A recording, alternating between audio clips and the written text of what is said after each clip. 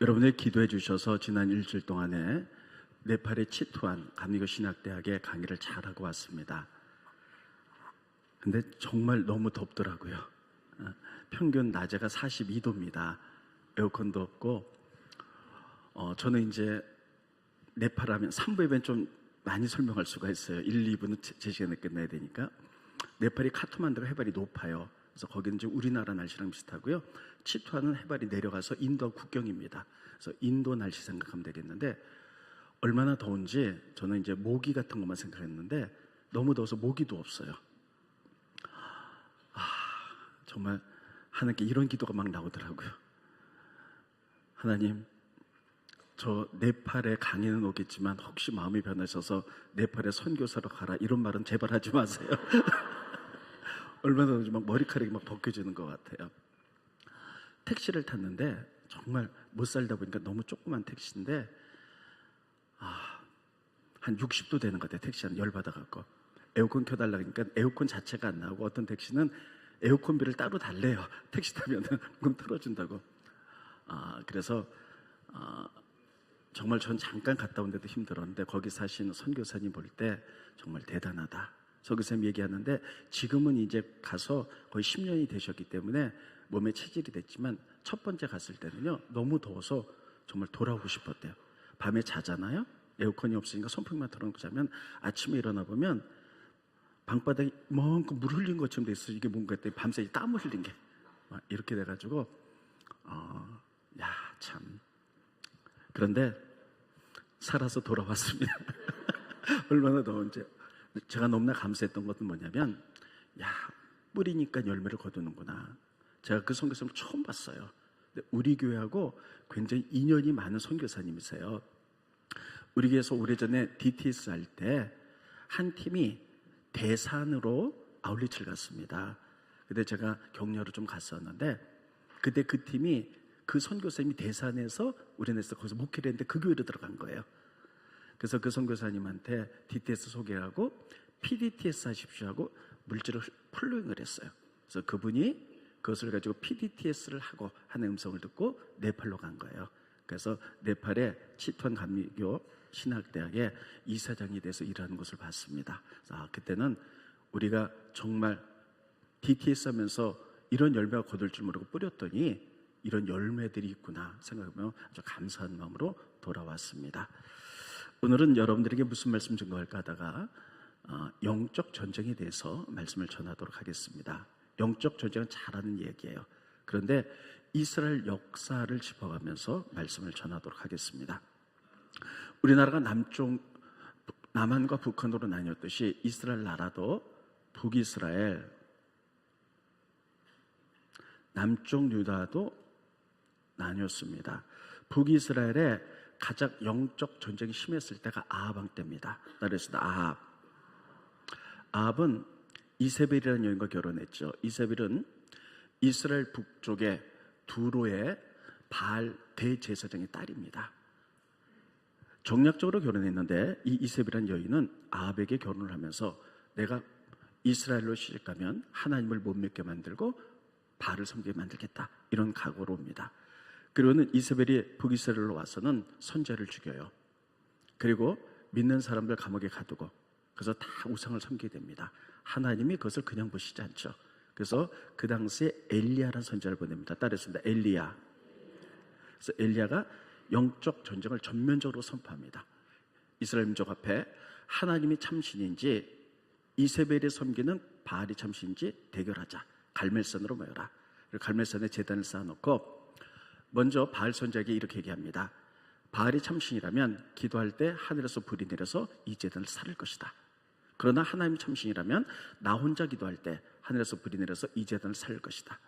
850명의 바알 선지자들이 바알이여 하면서 제사를 드리지만 그 바알은 거짓이기 때문에 불이 내려오지 않습니다. 그때 엘리야가 하나님께 엎드려 기도할 때 하늘에서 불이 내려서 그 제단을 살리죠. 그래서 이스라엘 민족에게 여러분 보셨죠? 하나님이 참신입니다. 하나님께 돌아오십시오 하면서 850명의 바알의 선지자를 갈면서 목을 쳐서 죽입니다. 그리고 영적인 대각선을 일으키게 됩니다. 자, 북이스라엘은 이 아합 때 그리고 이세벨 때 가장 영적으로 타락했던 시대였어요. 그런데 이것이 남쪽 유다에도 영향력을 미칩니다. 남쪽 유다의 여호사밧 왕 때 따르겠습니다. 여호사밧은 굉장히 위대한 왕이에요. 하나님 잘 섬기는 왕 때 그도 역시 정략적인 결혼을 합니다. 나라의 번영을 위하여. 그래서 가장 타락한 북이스라엘의 아합과 이세벨과 영적인 이제 이들과 정략 결혼을 해요. 그래서 여호사밧의 아들 여호람과 이세벨 아합의 딸 아달랴를 결혼을 시켜요. 정략 결혼시킵니다. 그래서 이렇게 됩니다. 여호사밧이 아주 위대한 왕이에요. 그 아들 여호람 그리고 아합과 이세벨의 딸 아달랴 결혼을 시킵니다. 여호사밧은 이렇게 생각했을 거예요. 우리는 대대로 하나님을 잘 섬기는 왕족이다. 그런데 정략적으로 결혼해서 바알을 섬기는 여인을 데리고 왔지만 여자가 무슨 힘이 있을까? 이도 결혼해서 오면 하나님 섬기겠지. 아주 단순한 마음으로 그렇게 결혼을 했을지도 모릅니다. 그리고 여호사밧이 죽은 다음에 여호람이 왕이 됩니다. 따라서 여호람이 왕이 되자 아달랴는 뒤에서 다 조종합니다.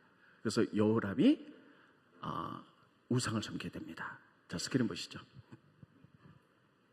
역대하 21장 6절에 보면 그래서 그라는 것은 여호람입니다.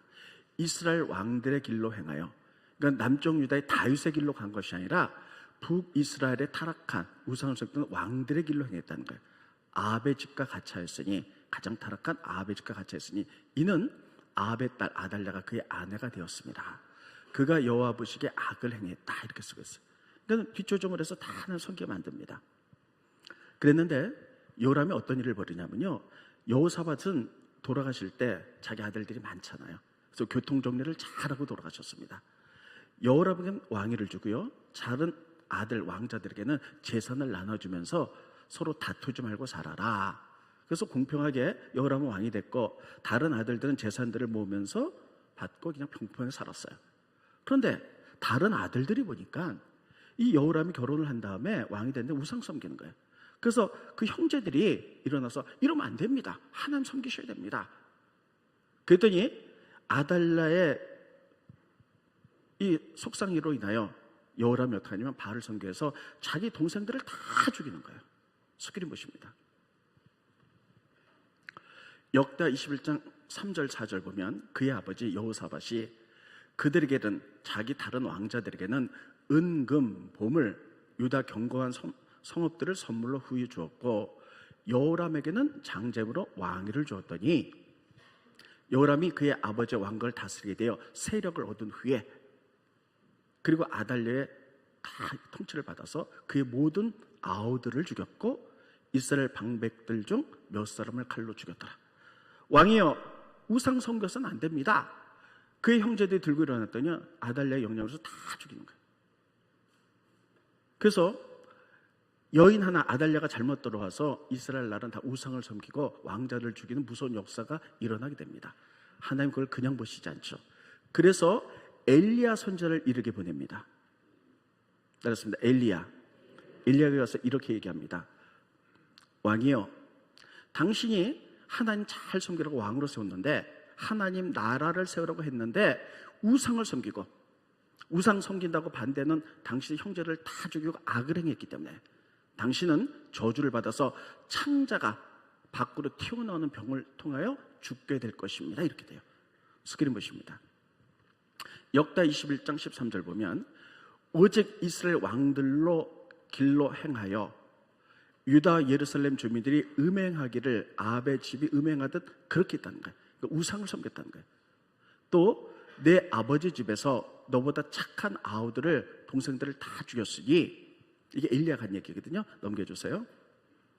또 너는 창자에 중병이 들고 그 병이 날로 중하여 창자가 빠져나오리라 하셨다 하였더라. 그래서 하나님께서 그냥 두시지 않고요, 여호람을 저주해서 영적 전쟁이 벌어지는 거죠. 그래서 여호람이 창자가 빠져나온 병으로 죽게 됩니다.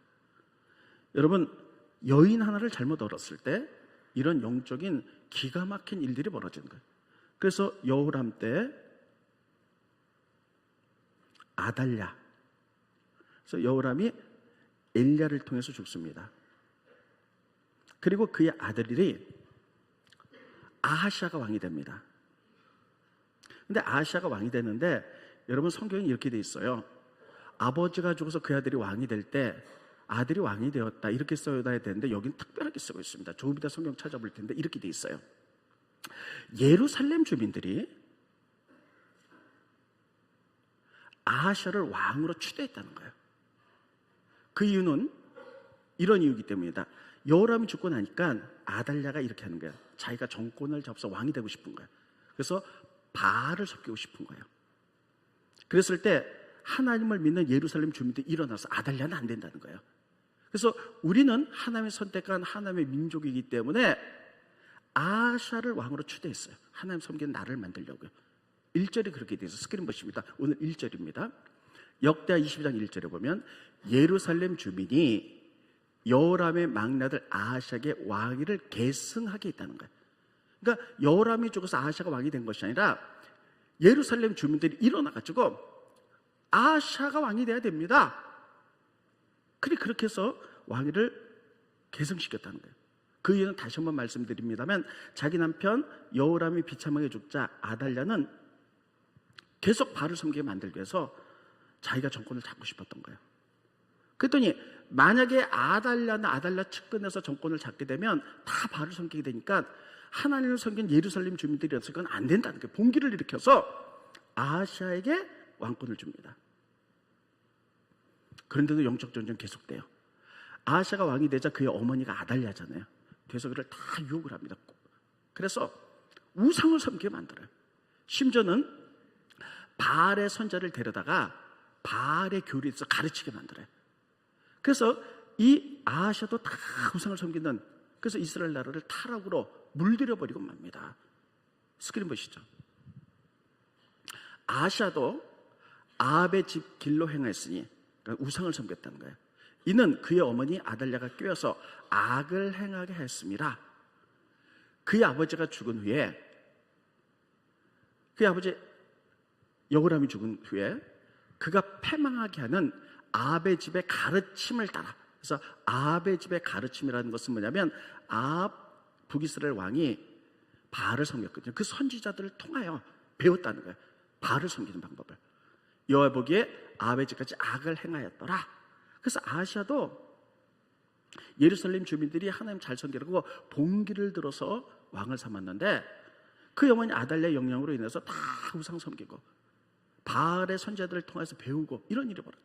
하나님 그냥 두시잖아요. 그래서 영적 전쟁을 일으키는데 하나님 이때 예후를 들어 쓰십니다. 따라서 예후, 다시요, 예후. 제가 여기 쓰는 이름들은 외워두셔야 돼요. 제가 이걸 자세히 성경을 보면서 설명하는 이유는 여러분들 이 부분을 그냥 휙휙 지나가기 쉽기 때문이에요. 자세히 이해하라고 제가 자세히 설명드린 거예요. 따라했습니다. 예후를 들어 쓰셔서요 아하시아를 죽입니다. 그리고 영적 전에서 승리하게 만들어요. 스크린 보십니다. 역대하 22장 9절에 보면 아하시아는 사마리아에 숨었더니 예후가 찾음에 무리가 그를 예후께로 잡아가서 죽이고 이르기를, 자, 그래서 죽여버려요. 하나님 그냥 두시지 않았어요. 하나님의 선택한 이스라엘 나라가 영적인 암흑기에 돌아서고 우상을 섬기게 되니까 하나님 사람들을 통해서 종교개혁을 일으키며 영적 전쟁을 일으키는 거예요. 그래서 예후가 아하시아를 죽여요. 그러니까 아달랴 입장에서 보면요, 이 예후가 사실 북이스라엘에 아합 우상을 섬기던 그 가족을 다 죽였거든요. 하나님 명령 따라. 그리고 아하시아도 죽여요. 그러니까 아달랴가 보세요. 여호람, 그의 아들 아하시아, 그럼 아하시아의 자손들이 왕이 돼야 되잖아요. 근데 이번에는 아달랴가 자기가 정권을 잡아요. 이렇게 됐다가는 자기가 바알을 못 섬기게 만들겠다 싶어서요 아하시아가 예후의 손에 죽게 되니까요 그의 손자들을 아달랴가 다 죽입니다. 그리고 자기가 정권을 잡아서 왕이 돼서 우상을 섬기게 만드는 거예요. 자, 그 부분 보죠. 아하시아의 어머니 아달랴가 자기 아들 아하시아가 죽은 것을 보고 일어나 유다 집의 왕국의 씨를 모두 진멸했어요. 그래서 자기가 정권 잡아서 바알을 섬기게 만들기 위해서. 자, 그 다음에 저 보시고 21장 12절 보겠습니다. 자, 저희 설명 들으세요.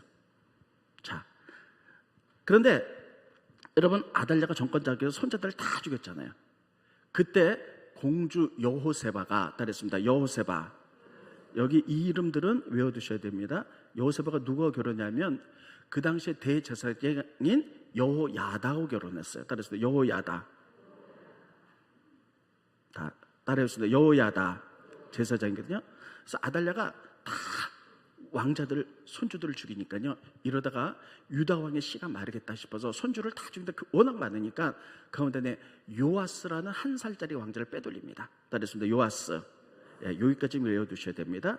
빼돌려가지고 1살짜리를 궁중 깊은 곳에 숨겨요. 그리고 아달랴는 다 왕자들을 손주들을 죽였다 생각하고 왕권을 잡아서 우상을 섬깁니다. 그럴 때 여호야다 제사장은요, 성전 깊은 곳에서 이 아들을 몰래 기릅니다. 말씀을 길러서 6년을 길러요. 그래서 7살이 되었습니다. 말씀을 길러서 이렇게 얘기합니다.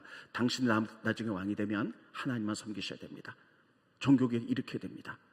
어린 요아스는 그때부터 말씀 가운데 성장하게 됩니다. 그리고 요아스가 7살이 되었을 때 이 여호야다 제사장은 백성들을 다 모아놓고 이렇게 합니다. 왕자가 하나 살아있습니다. 저 아달랴의 정권을 무너뜨립시다 하고요, 여러분 혁명을 일으켜서 아달랴를 죽여요. 그리고 요아스를 왕으로 삼아서 종교개혁을 일으켜 일대 영적 전쟁이 끝나게 됩니다. 자, 그 부분 성경 봅니다. 역대 22장 11절에 보면 왕의 딸 여호세밧을 여호사밧이라고도 불러요. 여호사밧이 아하시아의 아들 요아스를 왕자들이 죽임을 당한 중에서 몰래 빼내요. 그와 그의 유모를 침실에 숨겨 아달랴를 피하게 했는데 아달랴가 그를 죽이지 못하였더라. 여호세밧은 여호람 왕의 딸이요 아하시아의 누이요 제상 여호야다의 아내이었더라. 한번 따라했습니다. 여호세바, 여호야다, 요아스. 예. 그래서 여러분 다시 한번 정돈하면 오늘은 굉장히 좀 복잡합니다. 다시 한번 정돈할게요. 여호람 때 아달랴와 결혼을 해요. 그래서 우상 섬기는데 자기 형제들이 반대하니까 동생들을 다 죽여요. 그때 엘리야가 등장해서 당신은 창자가 빠져 죽을 것입니다. 영적 전쟁을 벌였죠. 두 번째 여호람이 죽자 아하시아가 왕이 됩니다. 이스라엘 예루살렘 백성들이 당신은 우상 섬겨서는 안 됩니다. 그래서 봉기를 일으키고 이를 왕으로 앉혀요. 아달랴의 뜻대로 못하게. 근데 왕이 됐는데 아달랴가 어머니니까 뒤에서 다 그냥 이렇게 악으로 그에게 계속 해갔고요. 그가 또 우상을 섬겨요. 그리고 바알 제사장들의 가르침을 받아서 다. 그래서 하나님께서는 이에게 영적 전쟁을 일으키는데 예후를 통해서 그를 죽입니다. 그랬더니 아달랴가 이번에는 내가 정권을 잡겠다 해서 아하시아의 자녀들을 다 죽여서 정권을 잡서 왕이 돼서 우상을 섬기게 되죠. 그때 여러분 잘 아는 대로 여호야다라는 제사장이 요아스라는 왕자 하나를 빼돌려서 6년간 몰래 하나님 말씀 교육시키고 쿠데타를 일으켜서 아달랴를 죽이고 왕으로 세워서 종교개혁을 일으켜서 다시 하나님 믿게 됩니다. 그러니까 여러분 남쪽 유다에 이렇게 3대 왕에 걸쳐서 영적 전쟁이 벌어진 거예요. 이게 남쪽 유다의 가장 치열했던 영적 전쟁의 시기입니다. 자, 그러면 이 말씀을 통해 하나님이 우리에게 주신 레슨들을 2가지를 보도록 하겠습니다. 첫째, 하나님 주신 교훈은 뭐냐면 신앙의 틈을 얼른 메우라는 것이. 사람이 틈이라는 게 있어요. 근데 신앙에도 틈이 생길 때가 있어요. 기도한다고 될까? 또 세상으로 나가고 싶은 마음. 인간이 늘 이룰 수 있어요. 그런데 그런 틈을 사단은 들어와서 그것을 바로 해결하지 않으면 우리를 무너뜨릴 수 있다는 사실이에요. 제가 어렸을 때 초등학교 다닐 때 교과서에서 그런 걸 배운 적이 있어요. 네덜란드 나라를 구한 소년 한스라는 이야기예요. 혹시 나이 드신 분은 기억할 수 있겠습니다. 네덜란드라는 나라는 그 땅이 바다보다 낮아요. 그래서 뚝으로 다 나라를 감쌌습니다. 근데 어느 날 어린 소년 한스가 이렇게 뚝을 지나가다 보니까요, 뚝에 구멍이 하는 게 났어요. 근데 거기서 물이 쫄쫄쫄 흐르니까 그걸 무시하고 그냥 지나갈 수가 있어요. 근데 그걸 그냥 놔두면요, 바다 압력에 의해서 이게 터지면서 커지면서 그냥 물바다가 되면 네덜란드가 순식간에 물바다가 될 수 있어요. 그래서 어린 소년이 요 틈을 막기 위해 손가락으로 집어넣었어요. 근데 점점 구멍이 커지고 주먹을 집어넣고 어깨를 집어넣습니다. 그러다가 어떤 행인이 발견하고 그를 살려내고 거기를 이렇게 잘 보수를 해서 나라를 구해냈죠. 이 소년이 이 틈을 보면서 요거쯤이야 하고 지나갔다면요, 압력에 의해서 그냥 팍 해서 네덜란드 나라 자체가 물바다가 됐을 거예요. 그래서 나라를 살린 소년 한스라는 것이 교과서 때 제가 초등학교 배운 이야기예요. 마찬가지로 신앙의 틈도 마찬가지입니다. 이거 별거 아닌 것 같은데 이것을 그냥 두게 되면 사단이 틈타면요, 이것이 커져서 나를 무너뜨릴 수 있다는 것이에요. 많은 사람들이 음란한 영상 하나 봅니다. 별것도 아닌 것 같다고 생각이 들어요. 근데 그것을 그 틈을 그냥 두면 그것이 습관이 되고 이것 때문에 내가 무너질 수도 있어요. 또 젊은 사람들은 어떤 게임 같은 거 한두 번 재미로 하다가 이것이 습관이 돼서 여러분 사단이 틈타서 이것이 나의 전체를 무너뜨릴 수도 있어요. 중독이 되기 때문에. 술도 마찬가지예요. 막 이런 것들. 여러분 오늘 본 말씀에 여호사밧 왕도 마찬가지예요. 굉장히 위대한 왕이에요. 근데 나라의 부흥과 발전을 해서 북이스라엘의 타락한 아합 왕과 정략적인 결혼을 합니다. 그래서 그의 아들 여호람에게 북이스라엘의 딸 아달랴를 결혼을 시켜요. 여호사밧은 쉽게 생각했을 거예요. 여자나 우상숭배 어때? 우린 대대로 예수 믿는 가정이잖아. 하나님 믿는 가정이잖아. 데려다가 예수 믿게 하면 되지. 이게 쉽게 생각했을 거예요. 이게 신앙의 틈입니다. 근데 아달랴가 와서요, 그냥 있지 않거든요. 그의 시아버지 여호사밧이 살았을 때는 가만히 있었어요. 그러나 자기 남편이 왕이 되니까 뒤에서 다 뒤쫓고 해서 이스라엘 나라 전체를 우상을 섬기게 하고 3대째 이스라엘 나라를 패망으로 몰고 가는 원인이 됐다는 것이에요. 아무것도 아닌 사사롭게 생각했던 그 신앙의 틈이 남쪽 유다를 무너뜨리게 하는 무서운 일들이 벌어졌다는 거예요. 여러분, 그래서 성경은 우리들에게 이렇게 얘기하고 있습니다.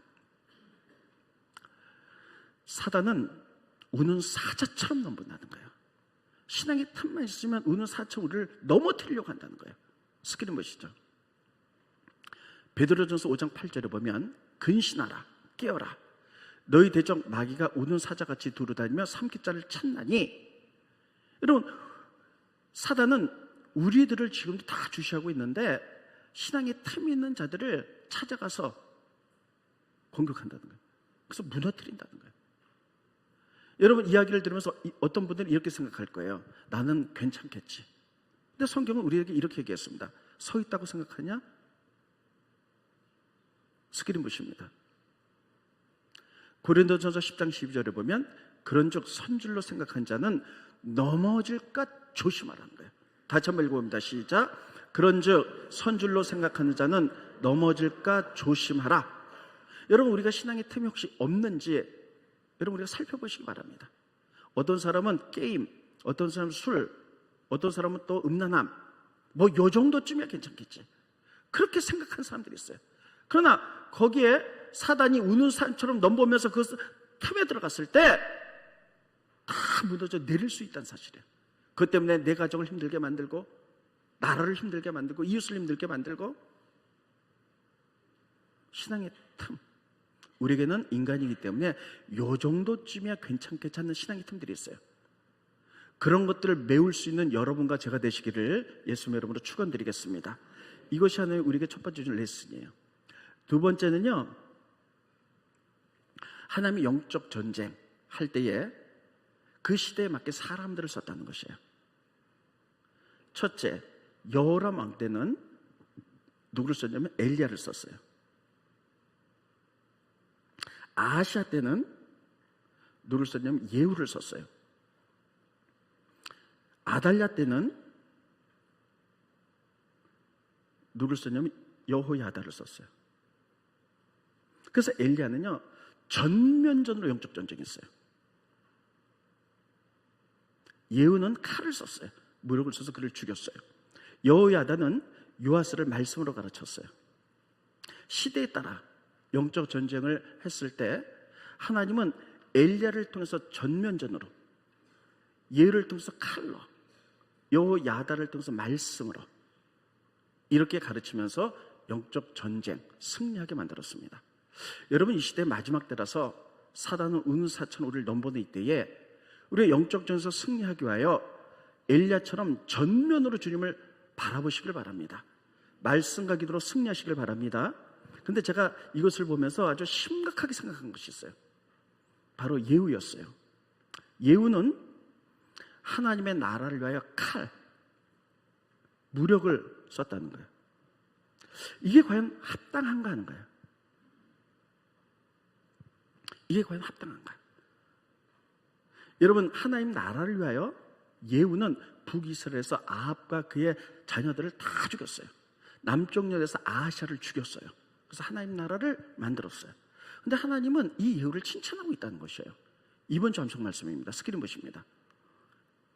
넘겨주시고요. 세 번째로 넘겨주세요. 네. 왕하 10장 30절에 보면 여호와께서 예후에게 이르시되 내가 나보기에 정직한 일을 행하되 잘 행했다는 거예요. 내 마음에 있는 대로 아합의 집에 다 행했은즉 내 자손이 이스라엘 왕위를 이어 4대를 지내리라. 4대째 왕이 나오겠다는 거예요. 칼로 죽였는데, 영적 전쟁에서 상대편을 죽였는데 잘했다는 거예요. 그러면 우리가 영적 전쟁, 하나님 나라를 하기 위해서 칼로 무력을 써도 되는가 하는 이런 문제에 대해서 제가 참만 심각하게 고민을 했습니다. 여러분, 연세가 있으신 분들은 아주 오래전에 미션이라는 영화가 있었어요. 그 영화를 보신 분이 계실 거예요. 저는 이 영화를 보고 굉장히 많이 생각했습니다. 젊은 분들은 혹시 시간이 되면 미션이라는 영화를 다운받아서 한번 보시기 바랍니다. 이거는 실화를 바탕으로 만든 영화인데 굉장히 좋은 영화예요. 이 영화를 보고 나서 굉장히 우리들이 토론을 많이 했습니다. 이 얘기는 어떻게 되는 거냐면 1750년에 남미에 과라니족이라고 있어요. 이 사람들은 남미에 아주 높은 지대에 사는 사람들이에요. 아주 원시인들이에요. 선교사 2명이 들어갑니다. 그래서 죽음을 무릅쓰고 여기를 들어가서 이들을 복음화시켜요. 그리고 말씀의 원칙대로 살아서 거기를 땅을 개간하고 그래서 아주 좋은 믿음의 공동체를 만들었습니다. 근데 1750년에 세계 정세에 의해서 그 땅이 포르투갈이 쳐들어오면서 포르투갈 영역으로 들어가게 돼요. 그러니까 포르투갈 사람들이 침략이 들어와갖고요, 이 땅을 차지해서 들어오는 거예요. 그러니까 자기네들이 잘 만들어온 믿음의 공동체가 포르투갈 군인들이 들어서 뺏으려고 하니까 저항하는 거예요. 근데 저항하는데 2명의 선교사가 저항하는 방법이 다릅니다. 한 선교사는 어떻게 하냐면요, 포르투갈 사람 군인들이 총을 가지고 막 서서 들어와요. 그러니까 한 명의 선교사는요, 나를 따르라. 근데 총을 가지고 같이 포르투갈이랑 싸우는 거예요. 근데 또 한 명의 선교사는요, 무력으로 할 수 없다. 그래가지고 큰 십자가를 가지고요, 성도들과 함께 십자가 행진을 합니다. 비폭력으로 나가요. 그래서 우리는 오직 기도로 나간다. 그래서 지금 포르투갈 군인들이 영토를 차지해서 총을 들고 막 쳐들어오는데 과라니 사람들이 선교사 둘이서 나뉘었어요. 한 선교사나 과라니 사람 다 총을 들고 같이 전쟁하고, 한 팀은 십자가 들고 비폭력으로 평화의 행진을 기도하면서 행진나갑니다. 그때 포르투갈 군인들이 총을 쏴서 그들을 다 죽여요. 그리고 영화는 그걸로 끝나게 됩니다. 우리 보고 이제 생각하라는 거예요. 하나님 나라를 위해서 어느 게 맞냐는 거예요. 여러분에게 묻고 싶습니다. 어느 게 맞습니까?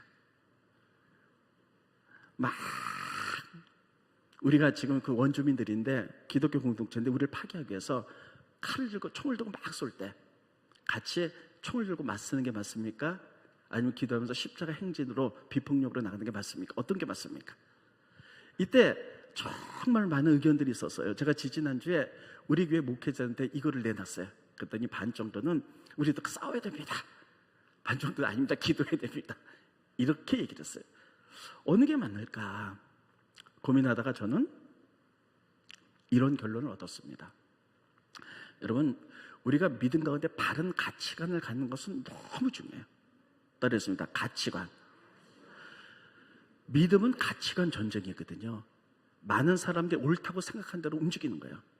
지금 우리나라에 시청 앞에서 계속 데모하잖아요. 옛날에는 태극기 막 데모하고 촛불 데모하고 막 이랬잖아요.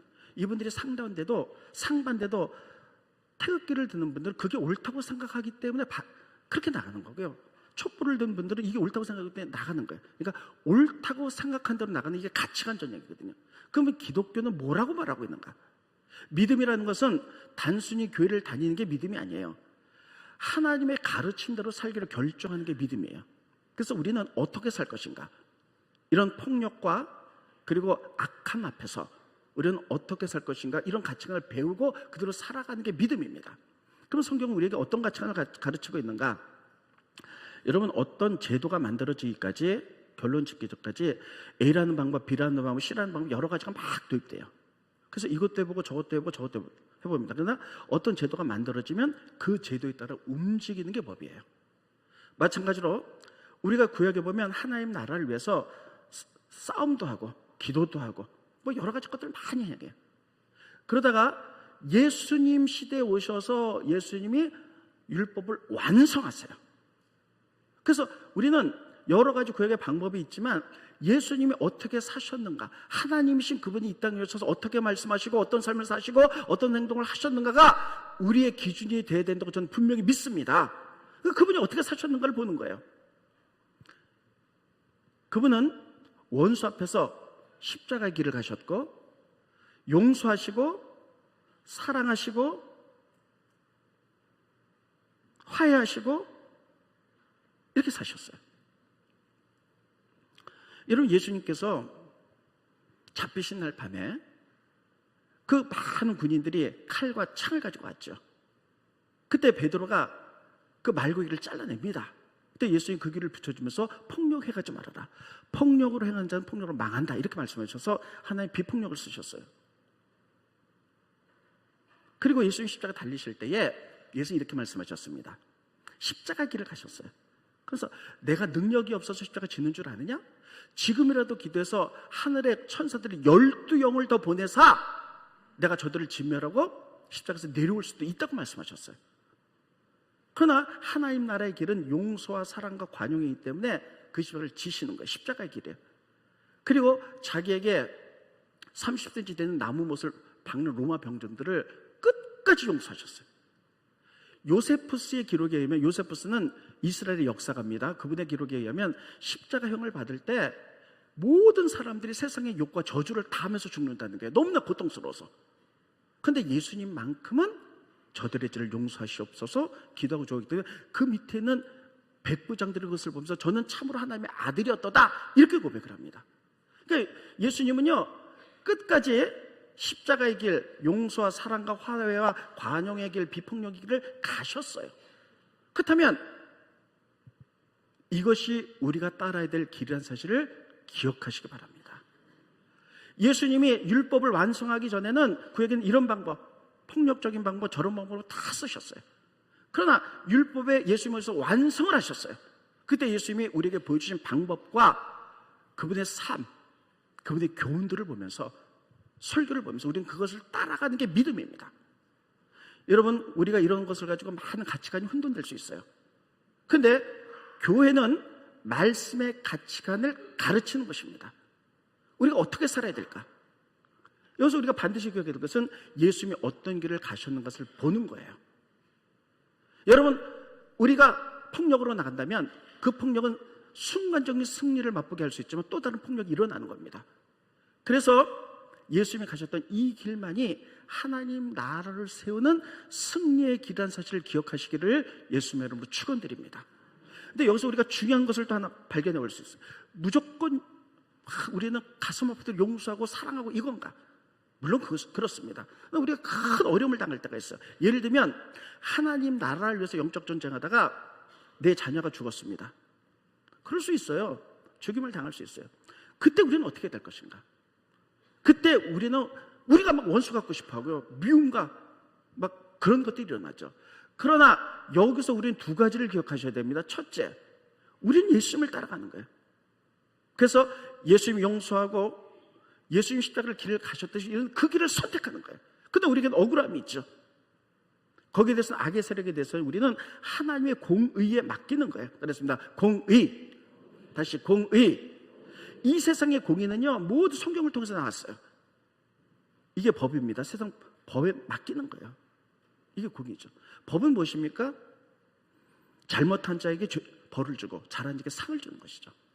우리가 원수를 갚는 것이 아니라 이런 악의 세력이 하나님 나라를 위해서 애썼을 때 우리가 부당한 불이익을 당할 때 우리가 따라갈 길은 십자가의 길과 그리고 사랑과 용서예요. 어렵더라도 우리가 그 길을 따라가야 돼요. 우리가 분노하고 내가 용서하고 싶지만, 내가 막 원수가 하고 싶지만 나를 십자가에 못 박고 예수님이 그 길을 가셨기 때문에 우리가 의지적으로 그 길을 가는 거예요. 그리고 미움과 이런 모든 원수 갚는 것은 공의 하나님께 맡기는 거예요. 공의 하나님이 성경을 통해서 만든 법들이 통해서 이 나라의 모든 법, 세계의 법들이 됐습니다. 이 법에 따라서 이 법이 정의롭게 통치하는 거예요. 잘못된 이런 악의 세력 때문에 나라 법으로 그들을 다 심판하게 될 거예요. 심판은 하나님께 있는 거고 그 심판은 공의 하나님, 공의가 하는 거예요. 그리고 우리가 하는 것은 그것은 공의 하나님께 법에 맡기고 우리는 힘들고 어렵다 할지라도 하나님 나라를 위해서 용서하고 사랑하고 십자가 길을 가는 것이 예수님의 율법의 완성이고 그 길을 가셨기에 우리가 그 길을 선택해야 될 줄로 믿습니다. 이것이 바른 가치관인데 너무너무 어려운 일이에요. 그렇기 때문에 그것을 하기 위하여 날마다 기도하고 날마다 나를 십자가에 못 박고 그분이 나를 다스리도록 그리고 그분의 성령의 능력으로 이런 삶을 살아갈 수 있도록 우리가 기도하는 것이 기도인 줄 믿습니다. 기도하면요, 하나님 뭐 주십시오, 뭐 환상 보게 해주십시오, 이런 능력도 굉장히 중요하지만 더 중요한 것은 예수님 말씀대로 살아갈 수 있는 능력을 성령께서 주시는 거예요. 이렇게 기도하고 이것이 믿음의 길, 승리의 길, 영적 전쟁의 승리의 길이고 예수님이 가신 길이기 때문에 이렇게 하나님 나라가 완성될 줄로 믿습니다. 그렇게 살아갈 수 있는 여러분과 제가 되시기를 예수님의 이름으로 축원드리겠습니다. 기도하겠습니다. 고마우신 주님, 은혜를 감사함을 드립니다. 오늘 신앙의 틈 여호사밧이 아달랴는 여인을 며느리로 맞아들였을 때 남쪽 유다의 3대에 걸쳐서 영적 대혼란이 왔고 하나님은 승리케 만들기 위하여 엘리야를 통하여 예후를 통하여 말씀을 통하여 승리케 하셨습니다. 하나님, 우리들이 말씀 가운데 바른 가치관을 갖기 원합니다. 율법의 완성이 예수님을 통해서 이루어졌으니 하나님, 우리는 성경을 통하여 깊게 묵상하고 예수님이 어떻게 사셨고 어떤 말씀을 하셨고 어떤 가치관을 가졌는지 그대로 답습하여 우리가 담기를 원합니다. 하나님, 그래서 예수님이 가셨던 하나님 나라의 길에 십자가의 길이고 힘들어도 사랑으로 돕는 길이고 용서하는 길임을 우리가 선택하게 하게 하시고 우리가 때로는 감당치 못할 불이익을 당할 때는 공의 하나님께 맡기고 하나님 심판과 법에 맡기게 도와주시고 우리는 사랑의 예수님의 길을 선택해 나갈 수 있도록 축복하여 주시옵소서. 이럴 때 하나님 나라가 완성될 줄로 믿습니다. 우리가 그렇게 살아갈 수 있도록 성령께서 힘과 능력을 공급해 주시옵시고 우리가 전면적으로 엘리야처럼 주를 바라볼 수 있도록 도와주시옵소서. 예수님의 이름으로 기도하옵나이다. 아멘.